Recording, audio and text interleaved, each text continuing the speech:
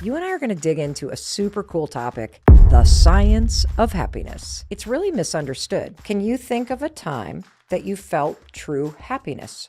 Or are you like most people, that you feel like something is missing from your life and you can't quite put your finger on it? You're going to leave with 3 takeaways that a normal human being like you or me can apply to our already busy and overwhelming life so that we become happier in our lives.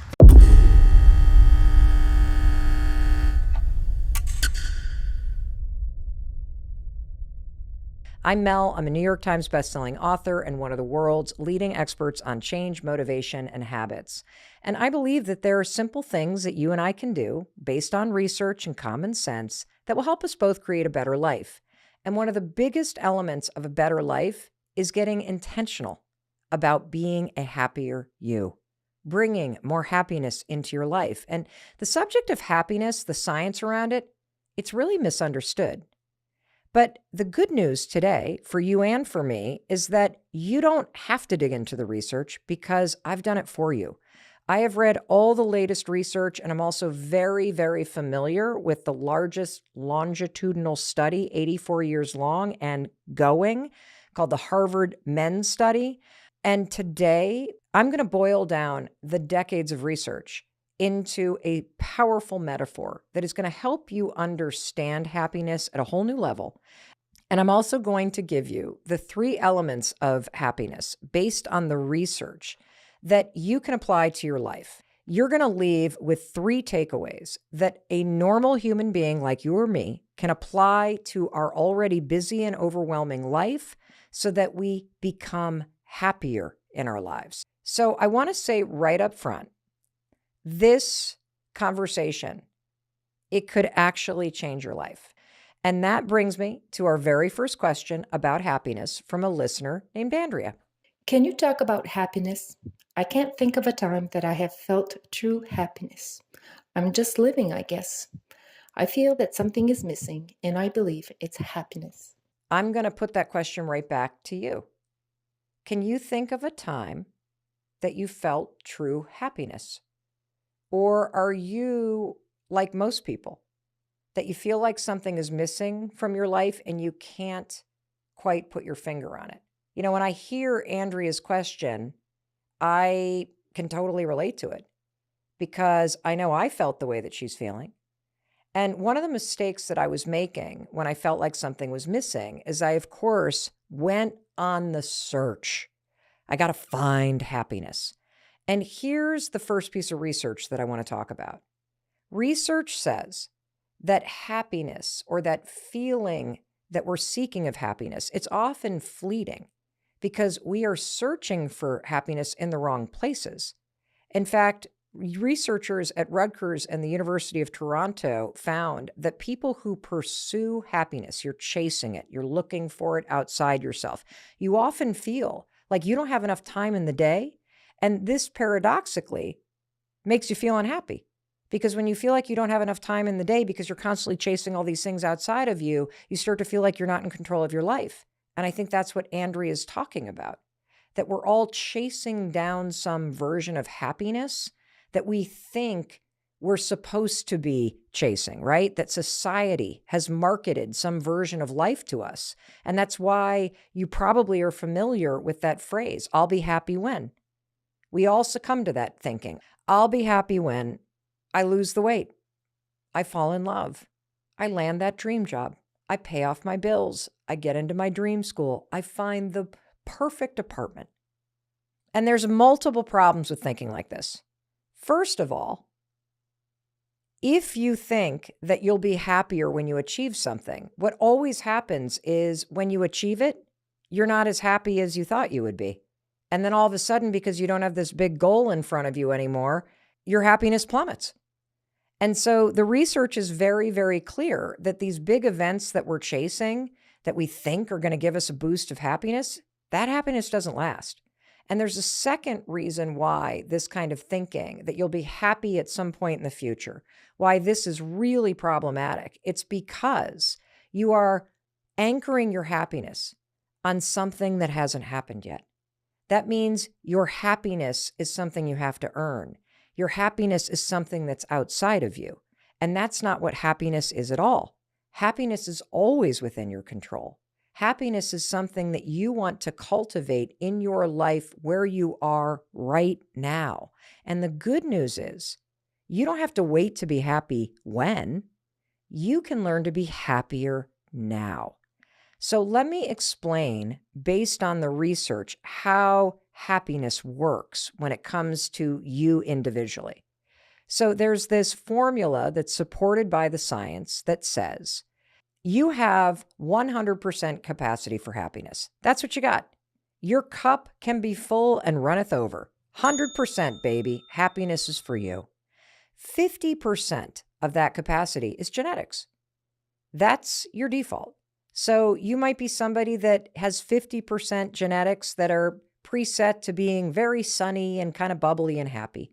Or 50% of your genetics might be like, meh, you're kind of grumpy. That's okay, because you still have the other 50% to play with.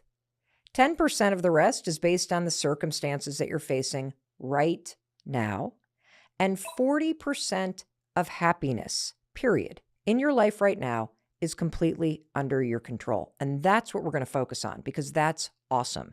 No matter what kind of family you were born into, no matter what you're facing right now in your life, 40% of your capacity for happiness right now completely in your control. And so before we go forward, I want to make sure that as we're talking, that we're in complete agreement about what the word happiness means. Because when you and I use the word happy or happiness, we might be saying totally different things. There's a huge spectrum when people use this word. Researchers even talk about the fact that happiness is all over the map. Some people, when they say happiness, they mean laughing and having a good time. Other people mean fulfillment or thriving or kicking ass in life. And so you and I are going to have a conversation right now about what you mean when you say happiness. Where are you on the spectrum between laughter and having a great time to feeling completely fulfilled and thriving in life? And so in order for you and I to get on the same page, I'm going to bring a metaphor in. So whenever you hear the word happiness, I want you to think about an ocean. There are waves in an ocean, and that's one spectrum of happiness.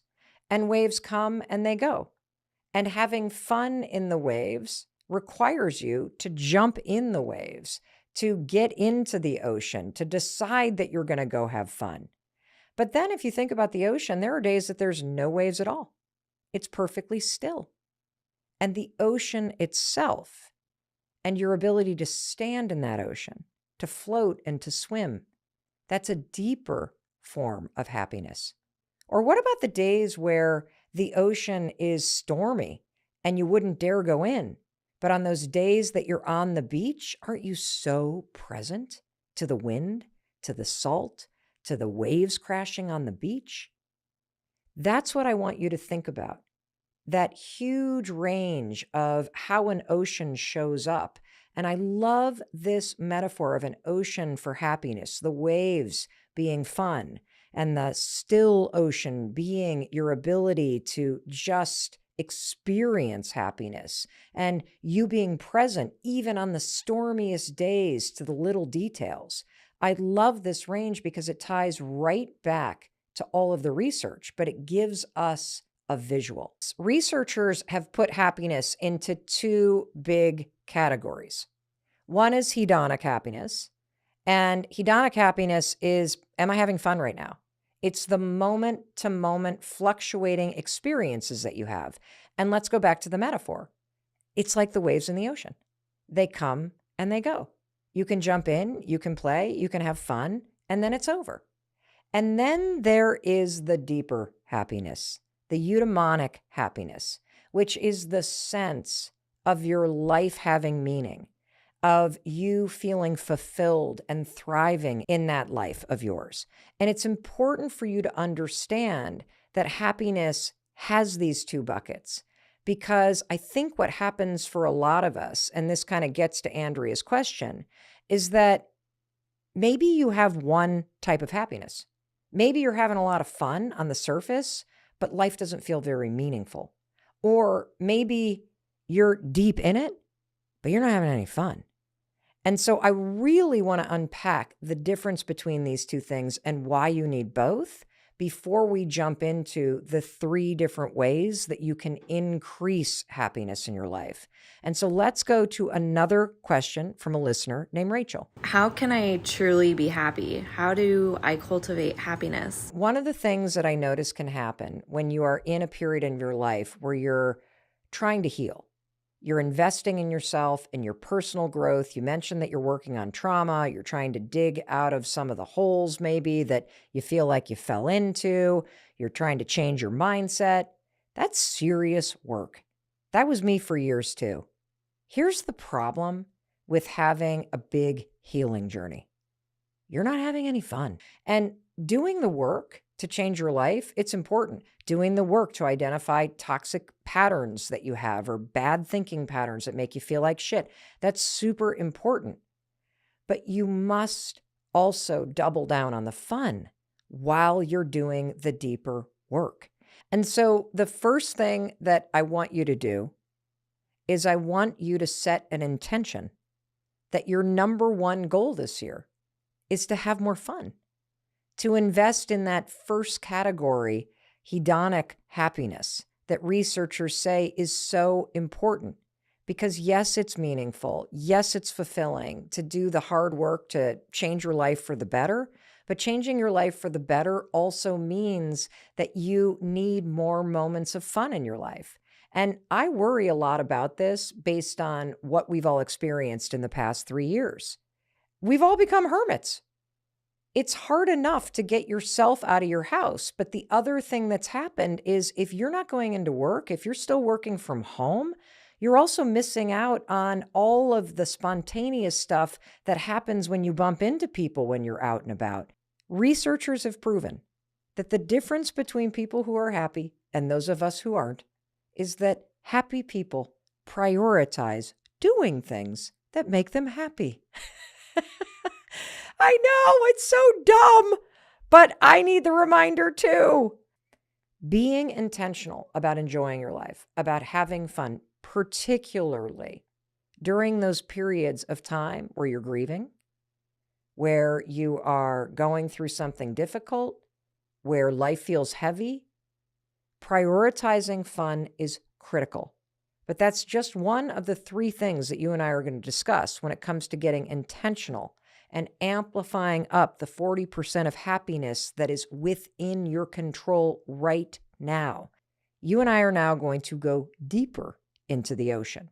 And we're going to talk about the 2 other elements that you can tap into to create more happiness in your life right now. Now we're going to jump into the deeper part of happiness. And that is the eudaimonic happiness, whether or not your life has meaning. Because when you go through periods of life where life is monotonous, it just feels kind of blah, you're on autopilot, you're not going to feel that happy. Just ask Jenna. How do you truly find happiness in everyday ordinary life? I'm a mom of 2 boys, and I struggle most days with being as joyful as I was when they were very little. As a mother of 3, I can relate to what you were saying about how you were joyful when they were little. And I love that you use the word joyful because I want to go back to that metaphor that I introduced at the very beginning of an ocean and thinking about an ocean when you think about happiness. And so to me, when you go to the beach and it's a very, very calm day, there are no waves. There might not even be a cloud in the sky. Boy, it sure is beautiful. Happiness is like a still ocean on those days. It's your ability to stand in that ocean and feel this state of presence and connectedness and gratitude to simply being in the ocean. And I want to come back to something that you also said that I absolutely loved. You used the word ordinary. And the reason why I think it's important for us to focus in on the word ordinary is we often make the mistake of thinking that happiness is this big thing, this big burst, the big wave. And when it comes to the eudaimonic happiness, the deeper meaning in your life that creates the sense of happiness and fulfillment for you, I want to flip this perspective, because true happiness comes from finding the extraordinary in the ordinary. That's right. True happiness is actually pretty ordinary. And researchers have identified the number one factor in you living a happy life. And it is the most ordinary thing on the planet, which is why most of us miss it. And that's the quality and depth of your relationships. So let's unpack this. The Harvard study of adult development is the longest in-depth longitudinal study of human life that's ever been done. I mean, this has been going on for 84 years and counting. And for those of you super geeks like me out there, this used to be called the Harvard Men Study. So when you hear people talking about the Harvard study of adult development, that's the new name for this. And it now includes 3 generations of people that they've been studying. The original 724 participants now include 1,300 descendants. How cool is that? And here's the thing about this study. This study followed people through their life, asking them all kinds of questions as people aged. And one of the reasons why this study is so profound is because it tracked people as they lived. Most studies have people looking backwards, which means, when you look backwards, you often change the details. That's why the Harvard study of adult development is so exciting and so accurate, and the most accurate and important study of happiness that's ever been done. Not only because they have so much data and brain imaging scans, but they've also been studying people in real time, tracking them forward as they're living their lives. And Dr. Robert Waldinger is the 4th director of the study, and he and past study leaders have published these amazing findings that you and I can apply to our lives. These results from the Harvard Men's Study, they've been replicated in 5 other huge global studies. And I'm telling you all this because there's one singular conclusion. Good relationships make you happier and healthier. The single best decision you can make to improve your health and happiness is to cultivate what researchers call warm relationships. Well, from a clinical standpoint, warm relationships are relationships that don't cause conflict, and you feel positive emotions around the people that you have a warm relationship with. Said in a normal person's way, it's basically people that make you feel warm and fuzzy. That's what warm relationships are. If you think about people in your life, I just want you to put 2 columns in your mind. Who would you put under the column labeled warm? They give you the warm and fuzzies. You get a text from them. You're like, oh, yeah, okay. You're excited to see them. You feel energized when you make plans. Now there's the cold column. These are people that put you on edge. These are people that drain your energy. These are the people that when they call or text you, you're like bracing for something. I can boil 84 years of research down to one takeaway. You want to be happier? Put all your energy into warm relationships, building them, strengthening them, spending time with those people in the warm column. You do that, you will be a happier you right now. And the second way that you can do that, by the way, prioritizing the warm, is spend less time with people in the cold column. You either need to stop hanging out with them because they're sucking your energy dry, or you got to put some effort into warming them up by forgiving them or reframing how you see them or working on your boundaries so that you're not triggered by them and their negativity doesn't impact your happiness. So keep that visual of a warm and a cold column.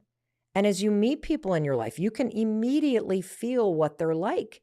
Are they warm? Are they bringing out the fuzzies? Or are you feeling on edge? Because when it comes to happiness, your happiness right now, not the I'll be when happy, the happiness that truly matters, standing in that deep end of the ocean, the quality of your relationships is truly the most important thing that matters.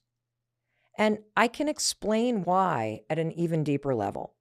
The reason why this matters so much, it is the number one indicator of a happy life. Good, warm relationships. Floating in that ocean with your warm buddies, keeping you buoyant. The reason why is evolution. See, positive or warm interactions with people, you know what that does, that warm, fuzzy feeling? Those kind of people in your warm column? They make you feel safe. When you're around those people, you're not on edge, so your body feels safe. And the opposite is true when you're around people that you would put in the cold column, because when you're around negativity, when people trigger you, when they put you on edge, when you feel like you can't be yourself, you're now in a stress response of fight, flight, or freeze. And this response to other people, it's wired in you. Early Homo sapiens survived because their bodies and their brains, they not only encouraged connection, but they also signaled when somebody might be unsafe. You and I survived because we're social beings. So this is hardwired into us. And here's where it gets interesting. When you feel loneliness, your brain perceives that as life-threatening. And loneliness is not just about physical separation from other people. You can feel very lonely in a crowded room. You can feel lonely in a bad marriage. You can feel lonely in a toxic friendship. And if you're nodding your head right now, thinking, wow, maybe it's not unhappiness. Maybe the core issue for me is I'm lonely. Well, 75% of adults feel moderate to high levels of loneliness. And loneliness is about the quality of your relationships. And I want to tie this back to evolution. Loneliness feels threatening because you're meant to survive in a tribe of people. You're meant to be connected with people that make you feel safe and warm. It's not only part of happiness, this goes down to your mind and body needing protection. And they've even proven that when life is really hard, when it can come at you in full-on attack mode, when you're in survival mode, warm, connected relationships protect you from the stress of life. So how do you do this? How do you tap into relationships? It sounds simple, but again, make the column warm and cold. And then call your friends, text them, arrange time to meet them. So when you feel a pang of loneliness, I want you to understand it's an alarm, just like anxiety. It's a signal that you're missing connection. Please do not ignore it. You may be surprised to hear that I felt this way for a very long time. I kept saying out loud, I'm not happy. I don't feel fulfilled. But when I dug deep into what was really going on for me, the core issue was loneliness. I was having fun. I was really busy. I was doing meaningful work. But deep down inside, I was really lonely. I was working on all kinds of projects with Audible. The business was booming. I was making lots of money. And I have never been unhappier because I was lonely. I was traveling so much, chasing success, chasing achievement, going for the next thing, staying busy, that I never saw my friends. I barely saw Chris. I missed out on a ton of time with our daughters while they were in high school. It was just go, go, go. Now, I had a lot of fun on the business trips. I would laugh a lot. I was always traveling with colleagues, so I wasn't alone. And I was having fun in the waves of life. But when you talk about floating in the deep end of the ocean, I was profoundly lonely. And that meant I was profoundly unhappy. And it can be powerful when you admit this to yourself, because when you realize what you're dealing with is loneliness, that helps you identify the issue you need to improve, which is you need to start reaching out to people. We underestimate the impact that simply getting an unexpected text from an old friend can have on you. I mean, think about how amazing it is when you have a birthday and everybody on social media that gets, the kind of notification that it's your birthday, they come out of nowhere and they wish you happy birthday. It's like, that's unbelievable. It feels so good. You haven't talked to that person since high school, but it feels good to have somebody just give you a quick comment on your birthday. And so if you're sitting around saying, I'm really lonely, but you're not reaching out, you're not calling people, you're not the one making plans or inviting people over for dinner, guess what? You're going to stay lonely. Because when I really looked in the mirror and said, I'm lonely, I need to do something about this. I never get invited anywhere. I don't see anybody. Well, I wasn't inviting anybody over. I wasn't making any plans. It starts with you. And look, it could be anybody. It could be friends, family, coworkers. All you need to do is identify old relationships or cold relationships or warm relationships where you haven't seen somebody in a long time and reach out.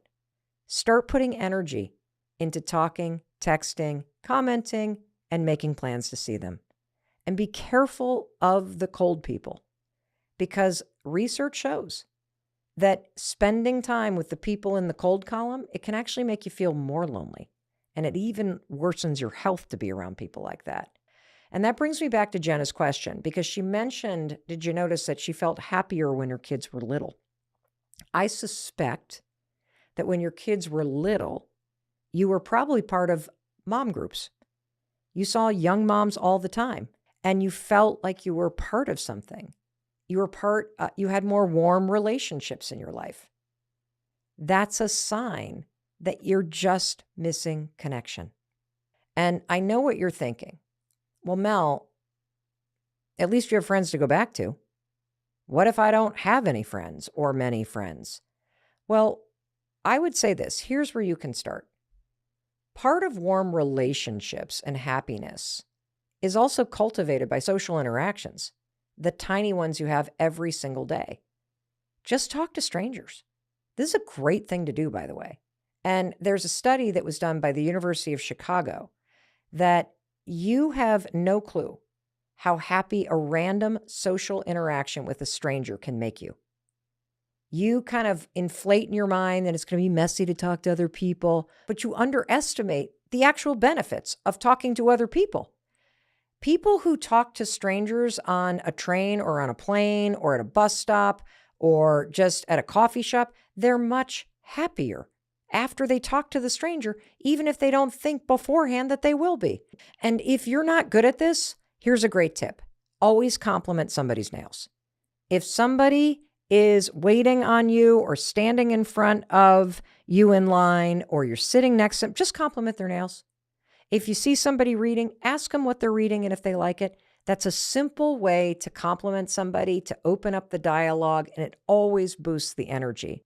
When we're at home, we miss out on these tiny social interactions with coworkers, with the barista, with the lady at the checkout counter, with the guy that you always see at the grocery store, with the customers that you're used to seeing come into the store.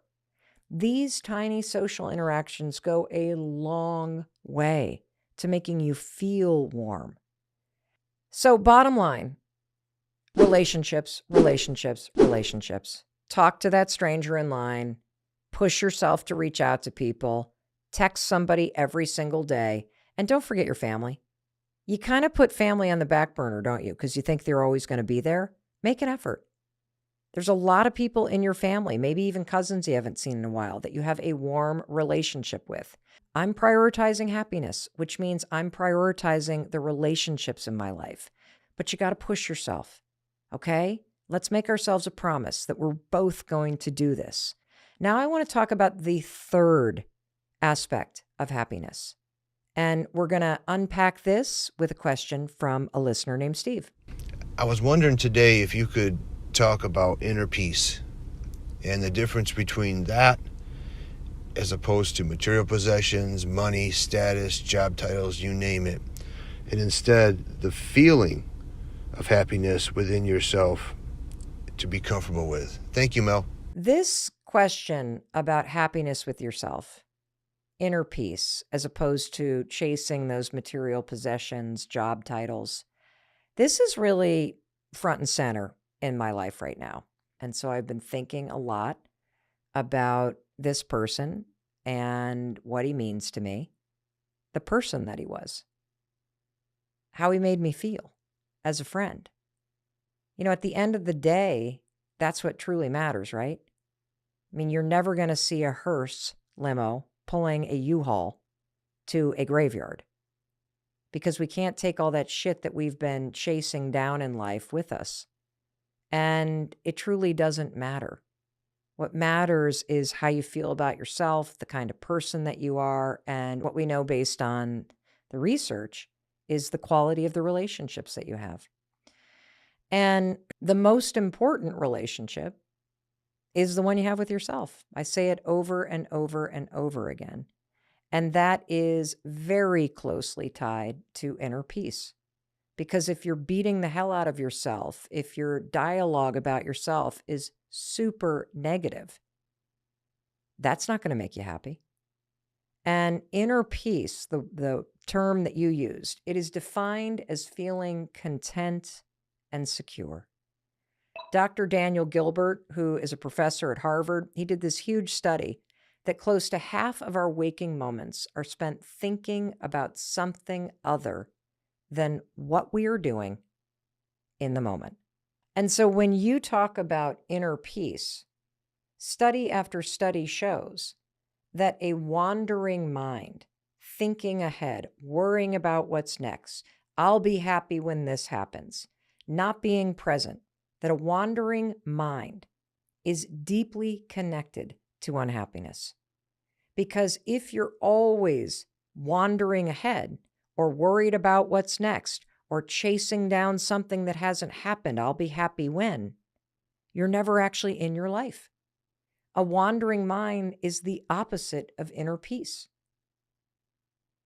And when your mind wanders, and look, you are able to think ahead. You're able to look back. It's one of the amazing things about being human. But when you live in a state where you're never present, you rob yourself of the extraordinary, ordinary moments in life. That inner peace, that contentment, that security, that you're okay, that you're aware of what's happening, that you're present to it. And here's where it gets even more interesting. Research shows that the amount of time that you think you have left to live, it shapes your priorities now. And if you think you have a ton of time, you're often thinking about the future, but you're not in the present right now. Yet, research shows that the nearer you get to the end of your life, the more you begin to appreciate the presence, which is why, despite the fact that most of us, say, oh, old people are grumpy, that's actually not true. That's a myth. Research shows that people are their happiest in the later years of their lives. Why? Because older people, everyone over 70, they're much more likely to be present and not worry about the bullshit that you and I wrap ourselves around the axle about. They're more present in the moment to just be happy with the extraordinary, ordinary aspects of life. Part of inner peace and being present and being alert in your day-to-day life is the feeling of actually living. It means you're no longer an autopilot. You're able to pay attention to what's in front of you. And the real superpower is being able to do that no matter how old you are. Mindfulness just means connecting with the present moment. Inner peace is just about being present. So how can you bring this into your life? There are two ways I'm going to suggest that you do this, okay? Number one, when you are around other people, actually listen to them. I didn't say hear them. I said listen to them. There's a big difference between hearing what somebody says and listening to them. Listening to someone is when you actively give the other person the experience that you are present. And your attention is the most basic form of love that you could give somebody else. And practice listening and being present and making somebody feel like you are right there with them, nodding your head, being in the moment. It is an act of love, and it is a way to cultivate mindfulness and to cultivate that warm connection. The second way that you can tap into this is that when you're doing a task, just something in your ordinary life, hyper focus on it.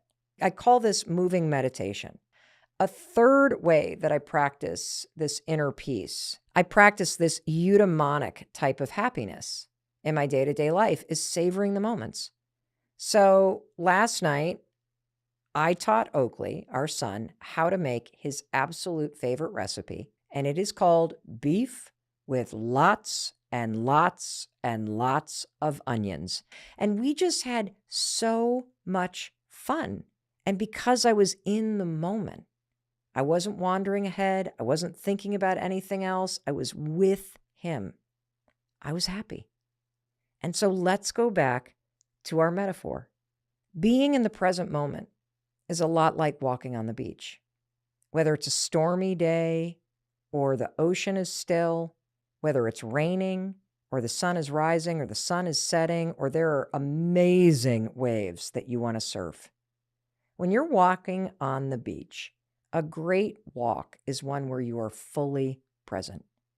You feel the sand between your toes, the wind in your hair, the salt on your skin. You're staring at the ocean and gazing at the beauty no matter what kind of day it is. You're not thinking ahead. You're not reflecting on the past. You're just in the moment. When you are thinking about happiness, always come back to this metaphor because it embodies 84 years of research and studies around the world. The waves remind you to have fun. Get off that blanket of yours, grab your friends, and jump in the waves and play. The big still ocean, swimming, floating, it reminds you to get into the deep end, and it's way more fun in there if you're floating around with your friends. Nothing like a warm day. You want those warm relationships. Spend more time with them. Invite them to the beach with you. That's who you want on the sand, on the towels, in the water with you. The people that make you feel warm. And finally, walking on the beach, being present, being in the moment, constantly coming back to these three fundamental things. And the fact is, you never know how much time you have. You just don't. So now more than ever, I just want you to not only appreciate the moment, I want you to take these small steps to truly enjoy the moment and be happier in your life. And in case no one else tells you, I want to be sure to say, I love you, I believe in you, and I believe in your ability to create a happier, more fulfilling, and fucking fun life. Now go do it.